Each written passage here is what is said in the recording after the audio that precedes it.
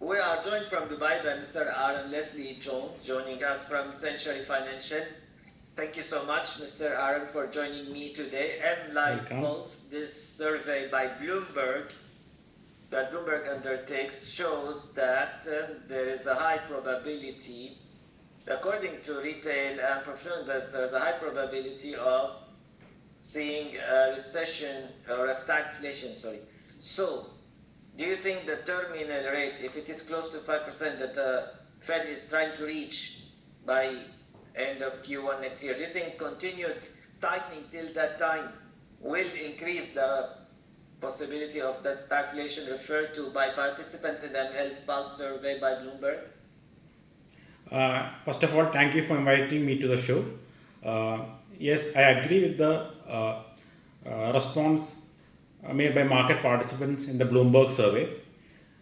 In the current market scenario, where where the recession is likely to continue high for multiple quarters, and where the interest rates are rising, and where the economic growth is slowing, the probability of a stagflation is indeed very high. So, and according to our view, these stagflationary conditions are likely to be there for at least the next 1 year or so.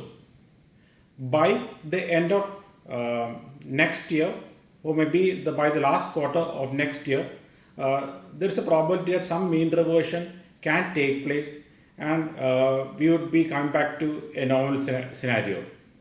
For the time being, yes, the economic growth is slowing, inflation is likely to stay at high levels, so stagflation like scenario is there, which would be impacting the price of major asset classes.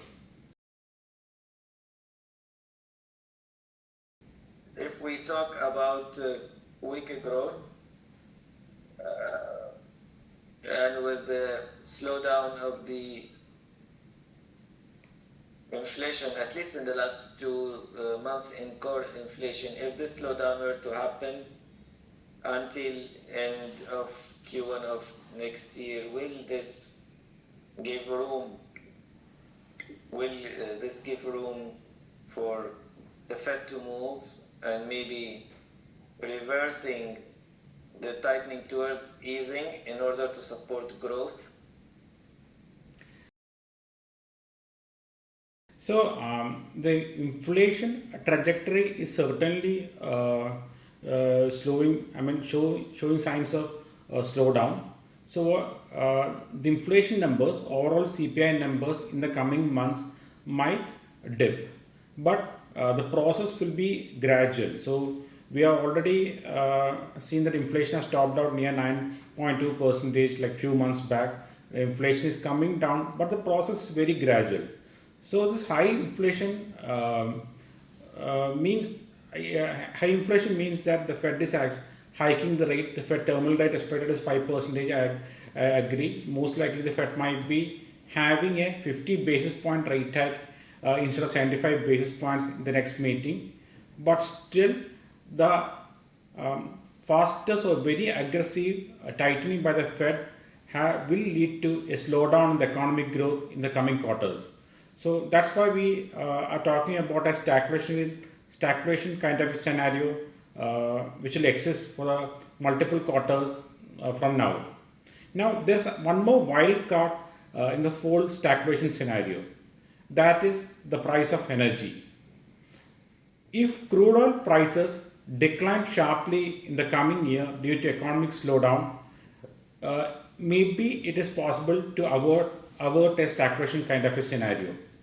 However, on the other hand, if the crude oil prices rally, for example, if natural gas prices rally sharply in the coming months due to a colder than expected weather in Europe, then again the stagflation kind of argument gets strengthened. For me, the biggest variable on whether there will be a stagflation kind of scenario or not is the price of energy, crude oil as well as natural gas. So if energy prices tend to be on the lower side, yes, stagflation kind of scenario can be avoided, but otherwise, I think next multiple quarters we can see this scenario. Arun Leslie John, thank you so much for having us from Century Financial. Have a nice day. Thank you. Thank you. Welcome.